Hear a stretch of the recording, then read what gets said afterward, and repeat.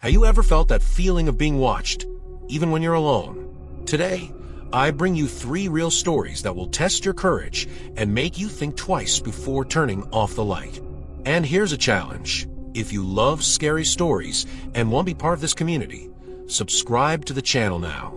I promise that each story will keep you hooked until the last second. There were countless perfect places to hide in the yard. We played in pairs. It was Mike and I who would hide first, while Michael and Jason would be the hunters.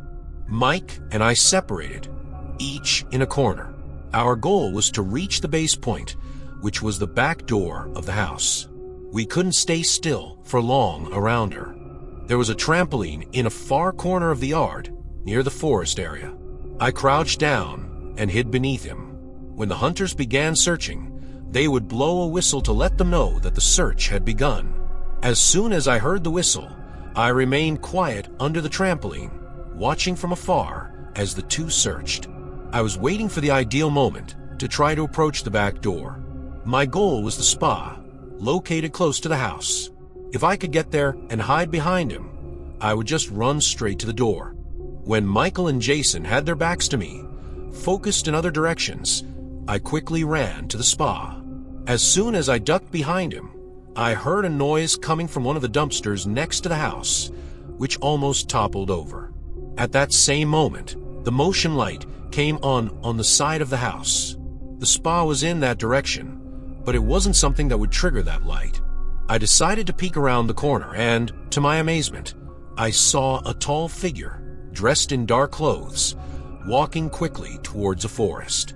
Before I disappeared into the trees, I realized it wasn't my father. I ran back to my friends and stopped the game. We went to tell my father. We went out together to search the forest for a few minutes and checked the street to see if there were any strange cars, but we found nothing. My dad said we should sleep inside that night, which obviously frustrated us. We went in and played a little on my PlayStation. Meanwhile, I described to my friends what I had seen. A tall figure walking into the woods after nearly knocking over one of our trash cans. We debated the idea of going back outside and sleeping in the tents, since they were ready. After all, what chance were there of the stranger still being there hours later? When we finished the game, we quietly went out into the backyard, trying not to wake my father. We weren't exactly hiding our intentions, but we didn't want to draw attention either. Everyone grabbed their sleeping bag. Mike and I shared one tent, and Michael and Jason stayed in the other. After a while of laughing and playing between the tents, we started to calm down and try to sleep. I was still awake, but Mike seemed to have already fallen asleep. Then I heard footsteps in the grass, very close, approaching the tent. Soon after, the zipper was opened. I looked up and saw my father, or at least I thought it was him. He asked, "What are you doing out here?" I replied, "They wanted to sleep here, so we came back." But as I looked closer, I realized it wasn't my father. It was an unknown man, apparently the same age as him. It looked like he was going to enter the tent when I screamed loudly in panic. Everyone woke up, and Mike started screaming too. The man tried to hold our ankles and told us to stay quiet, but gave up when he realized he would be discovered. He quickly ran away. I screamed for my friends to run into the house. As we ran, my father was already coming out the back door, alerted by our screams. I told him what happened, but I didn't know where the man had gone. He was the same as before. Meu pai carupelo quintal, gritando e desafiando, o homem voltar, caso tivesse coragem. Nos esquitamos isso de dentro da sala. Minha me chamo a polícia. Quando os oficiais chegaram, ouviram meu relato, registraram o ocorrido e foram embora. Pelo menos agora havia registro oficial sobre aquele seguido. Nunca soube se ele voltou a nossa propriedade ou se acabou tendo problemas semelhantes em outros lugares. De qualquer forma, foi uma experiência assustadora e poderia ter terminado de forma muito pior.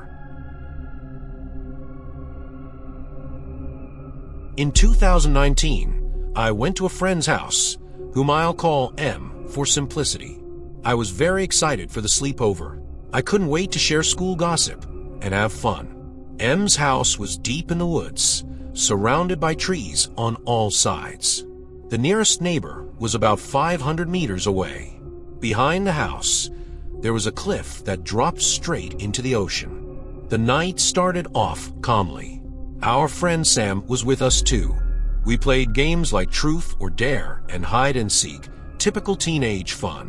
When it got late, we decided to take a walk along the gravel road that connected the neighboring houses. We asked M's mom for permission, and she allowed it. After about 15 minutes of walking, we saw a man on the sidewalk across the street, walking in the opposite direction.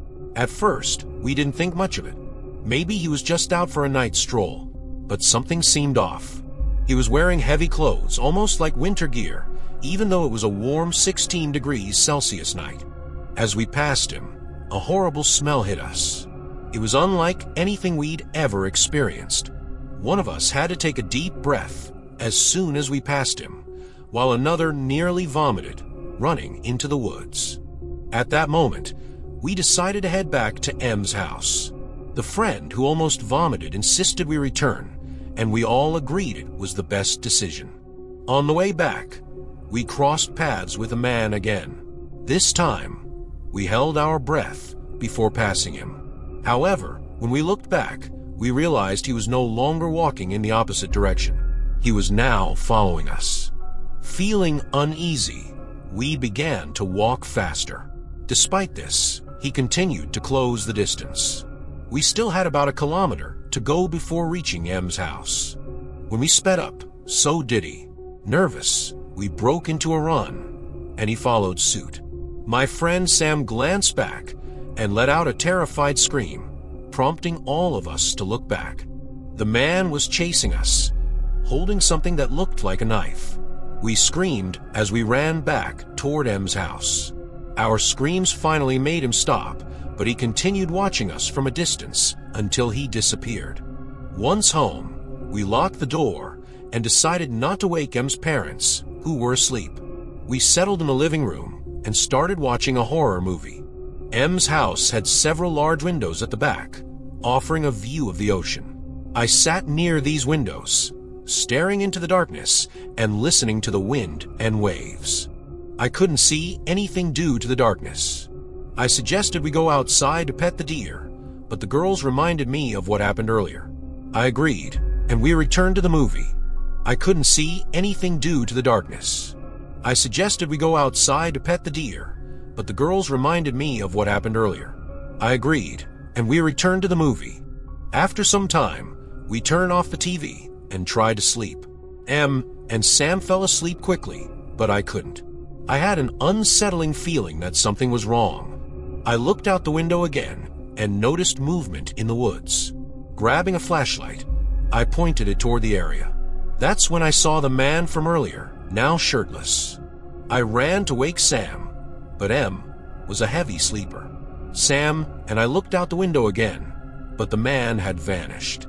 Around 4:30 a.m., I heard knocking at the door. I checked through the peephole, but saw no one. I returned to the couch and covered myself with a blanket. Soon after, I smelled the same horrible odor from earlier. Looking up, I saw the man standing in the corner of the room. I screamed, waking the girls. This startled the man, who ran out of the house. M's parents rushed downstairs as we explained what had happened.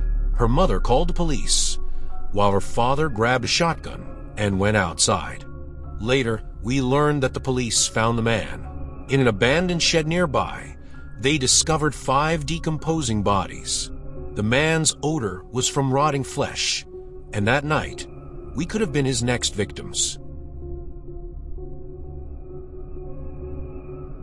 I work in risk management for a large bank in Manhattan. I met a lot of cool people through this job, and we went out for happy hour often. In 2019, a new colleague named Sebastian transferred to our office. I met Sebastian on his first day at the office. He seemed very sociable and talkative, always laughing and smiling. That same day, he went with us to happy hour, and he really was the life of the party. He had stories of every experience he had ever had, places he had visited, and things he had done. There was never a boring moment with him. Eventually, Sebastian and I became friends. We started going out together on the weekends from time to time. But the more I got to know him, the more I realized that many of the things he said seemed exaggerated or even made up.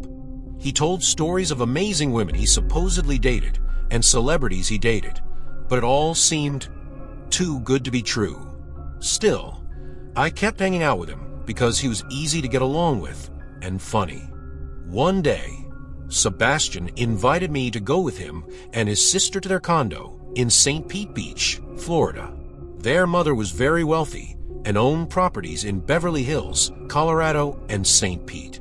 He mentioned that his mom would be at the condo that weekend, so it would be fun. I invited my younger brother, Tyler, to come along. We all got on the same flight, and I met Sebastian's sister at the airport. She looked interesting. Hard to explain, but it was a little peculiar. The condominium was very nice, with 3 bedrooms. I had never been to a 3-bedroom condo before. Sebastian and his sister got a room each, so my brother Tyler and I shared a room. I even joked with him that if we met some girls, he would sleep on the couch. We arrived late, already out of time to go to the beach, so we went out to some bars in the area. The bars were pretty cool, but they attracted an older crowd. Sebastian started drinking very quickly, which I thought was strange.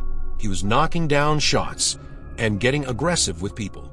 That was the first time I saw him like this. He was also approaching all the girls in the bar in a very drunken manner, and for the most part, they seemed uncomfortable. Tyler and I laughed about the situation until it became more embarrassing than funny. At one point, Sebastian approached the girlfriend of a bigger guy, who ended up confronting him. I had to pull Sebastian and apologize to the guy to avoid a fight. When we walked away, Sebastian pushed me and called me a piece of censored for not standing by his side. Tyler and I told him to calm down. Even his sister was asking him to relax. He left in a huff, presumably heading back to the condo. His sister didn't say anything, just followed him.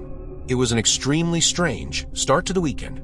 Tyler euficamos no bar, terminamos nossas bebidas e 8 conhecemos algumas garadas que viram conversa conosco, perguntando de forma engraçada como conhecíamos Sebastian. Pegamos o número delas.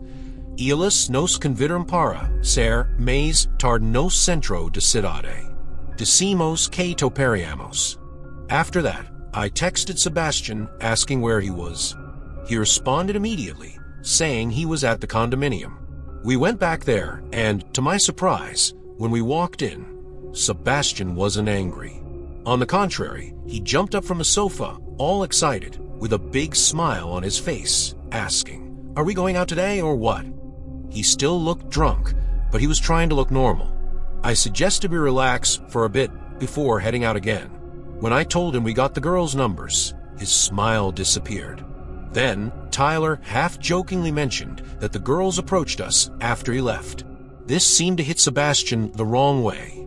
He got up, went to his room, and slammed the door. That was the first time I felt like something was seriously wrong with him. I asked his sister if he was always like this, and she responded defensively. Just how? I said, "Forget it." Sebastian didn't leave the room. Tyler and I decided to take an Uber and meet the girls downtown. While we were there, Sebastian started sending messages saying things like, "Where are you? How could you leave me here? Your things are going out on the street. Don't come back." I showed the messages to Tyler and the girls, and they all agreed that something was wrong with him. We decided to go back to the condo to make sure he didn't do anything stupid. When we arrived, Sebastian was sitting on the couch, alone, staring at the wall. I asked if he was okay, and he said something like, "I hope you had fun," before going to his room and slamming the door again. Tyler and I went to sleep. We talked about Sebastian's behavior and how unstable he seemed. After a while, we heard footsteps on the wooden floor outside the room. We remained quiet, and the footsteps stopped at the door. We were silent for minutes, until we heard the footsteps move away. Later, I peeked through the door and saw Sebastian in the corner of the room, laughing and talking to himself. He was mumbling things, but what caught my attention the most was when he said, "Joe is an idiot," and laughed again. My name is Joe. I went back to the room and told Tyler we should leave the next morning. He agreed. Around 20 minutes later, I woke up to Sebastian standing in the bedroom doorway. Before I could react, he screamed and ran toward the bed, trying to strangle me while shouting things like, "You're a piece of censored." Tyler managed to pull him out and threw him into the corner of the room. We grabbed our things and left immediately, calling an Uber to a hotel. The next morning we returned home. At work, Sebastian never spoke to me again and was soon transferred to another office. That experience showed me that no matter how normal someone may seem, sometimes people have dark sides that we don't realize until it's too late.